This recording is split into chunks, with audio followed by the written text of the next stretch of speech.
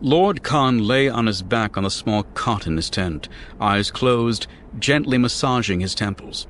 The strain of keeping his followers united in a common cause was taking a heavy toll, and his head constantly pulsed with a dull and relentless ache. Despite their success in recent battles with the Jedi on Rousan, the mood in the Sith camp was tense. They had been on Rousan too long, far too long, and reports kept filtering in of Republic victories in distant systems. Even with his ability to manipulate and influence the minds of the other Dark Lords, it was becoming more and more difficult to keep the Brotherhood focused on their battle against the Army of Light. He knew there was one sure way to end the war, and end it quickly. The thought bomb. He'd spent many nights wondering if he dared to use it.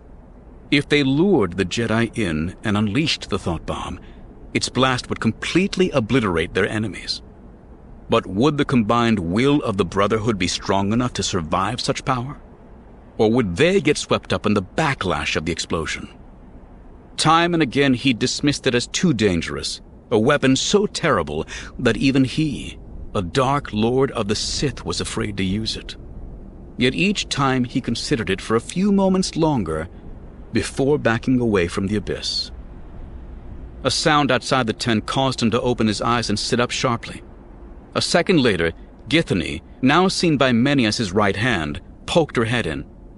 "They're ready for you, Lord Kaan." He nodded and rose to his feet, taking a second to calm and compose himself. If he showed any weakness, the others might turn against him. He couldn't let that happen. Not now, when they were so close to ultimate victory.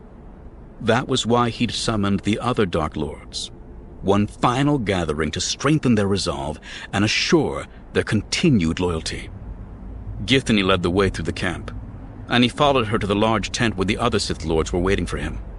He entered with conviction and purpose, projecting an aura of confidence and authority. As was customary whenever he entered a room, those in the assemblage rose to their feet as a sign of respect. There was one, however, who remained seated, arms folded across his thick chest. "Are you too heavy to rise, Lord Kopej?" Githany asked pointedly. "I thought we were all equals in the Brotherhood," the Twi'lek snarled back, speaking more to Kaan than to her. Kaan knew he had to tread carefully. This was not the first time Kopej had been the voice of dissent, and many of the others took their cues from him. Unfortunately, he was also one of the most difficult to influence and control. "Equals. Quite right, Lord Kopej," he said with a weary smile. "Remain seated. All of you, we have no need of these pointless formalities." The rest of the group did as he bade and found their seats once more, though it was clear everyone still felt the tension between the two of them.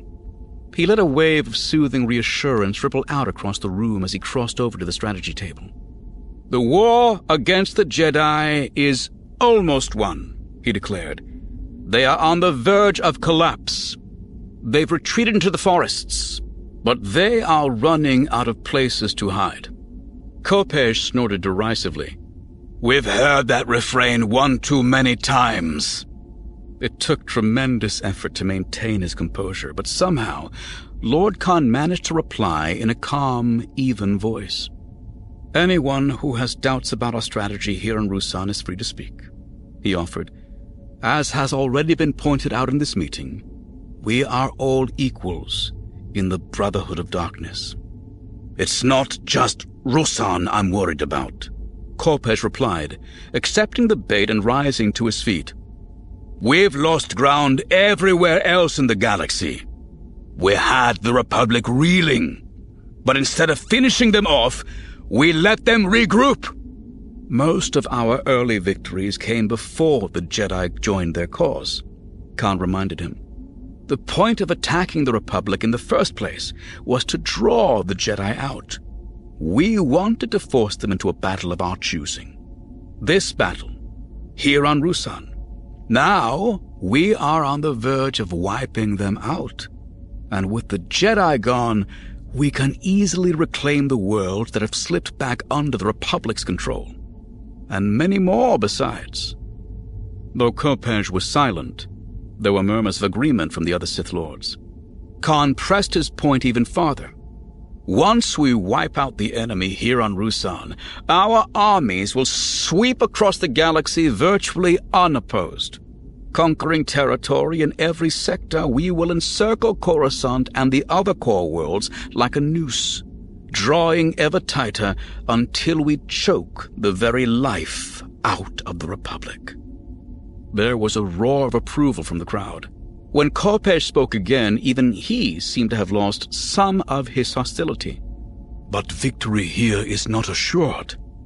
We may have Hoth's army surrounded and pinned down, but there's a Jedi fleet with hundreds of reinforcements lurking on the edges of this system. Their reinforcements are on the edge of the system, Kaan admitted with a nod, not bothering to deny what every single one of them knew to be fact. Just as they have been for the past week.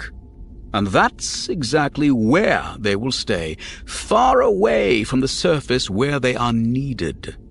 The bulk of our fleet is in orbit around Rousan itself, and the Jedi lack the numbers or the firepower to break through our blockade.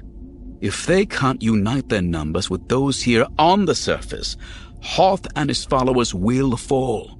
And once we have finished them off, we can mop up the tattered remnants of the Order at our leisure. Kopej, mollified, sat down with one final comment.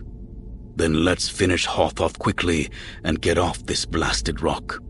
That's exactly the point of this strategy conference, Kaan said with a smile, knowing he had once again averted a potential schism in the Brotherhood.